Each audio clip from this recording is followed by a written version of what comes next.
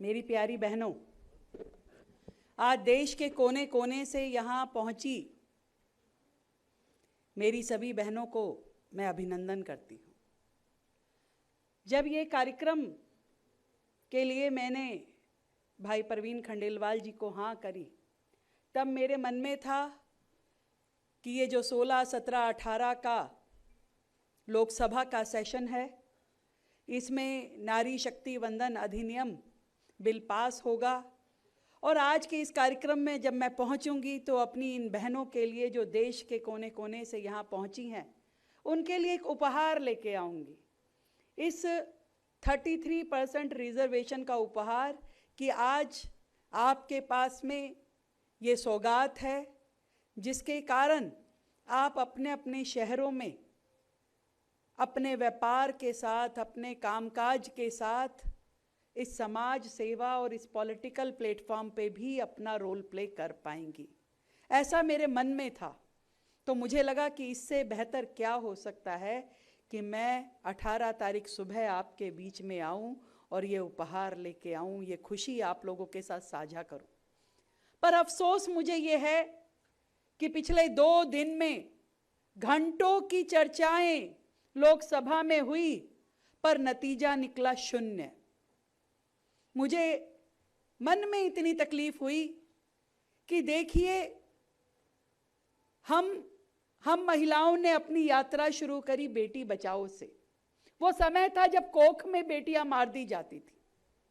वो समय था जब घर से बाहर निकालते हुए माँ बाप 20 बार सोचते थे कि इसे बाहर भेजूं कि नहीं भेजूं।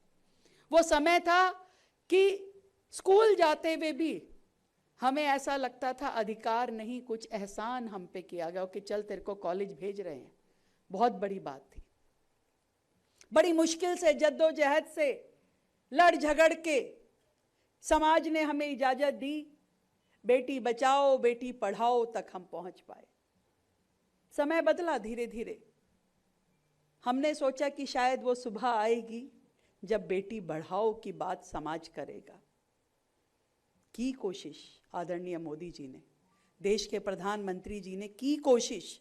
लोकसभा में ये बिल लेकर के आए कि देश की बेटियों को, देश की बहनों को ये मौका मिले कि यहाँ भारत का कोई भी निर्णय हो तो उसमें सहभागिता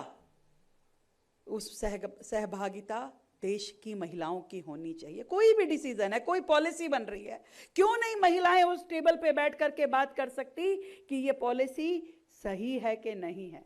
क्यों हम केवल रिएक्शन देने के लिए हैं? हमें ये मौका मिल सकता था यदि ये 33% रिजर्वेशन लोकसभा में पास हो जाता। ये मौका मिल सकता था। हम भी विधानसभा की सदस्य बन के निकलती, हम भी लोकसभा तक पहुंचती। हम में से कितनी बहनें वहां जाती और जाती तो वो काम करती कि हाँ, जो समाज के लिए उचित है, जो महिलाओं के लिए, बेटियों के लिए उचित है, उस काम के लिए अपनी आवाज उठाती, उस पॉलिसी मेकिंग में बैठ करके उस डिसीजन का हिस्सा बनती।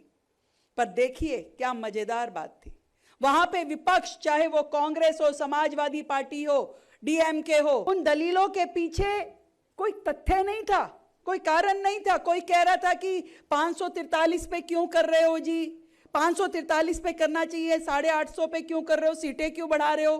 कोई कह रहा था कि इसमें मुस्लिम महिलाओं का रिजर्वेशन क्यों नहीं है, आप तो जनरल रिजर्वेशन लेकर के आ रहे हो। कोई कह रहा था ओबीसी महिलाओं को दो पहले, उसके बाद बात करेंगे। कोई कह रहा था डिलिमिटेशन नहीं होना चाहिए, कोई कह रहा परिसीमन नहीं होना चाहिए, कोई मोदी जी की नीयत खोटी है ये बोल रहा है, कोई कुछ भी बोल रहा था, कुछ भी बोल रहा था। पर मैं आज इस मंच के माध्यम से आप सबकी उपस्थिति में उन नेताओं से पूछना चाहती हूं, आपने क्या किया? वर्षों तक आपकी सरकार इस देश पे राज कर रही थी, क्या आपने कभी महिलाओं को सम्मान दिया? क्यों मोदी जी के आने के बाद देश में शौचालय जैसी छोटी जरूरत, शौचालय तक भी नहीं थे देश की महिलाओं के पास? मोदी जी ने आने के बाद में 10 करोड़ शौचालय बनाए, तब जाके देश की महिलाओं को शौचालय मिले हैं। हमारी नारी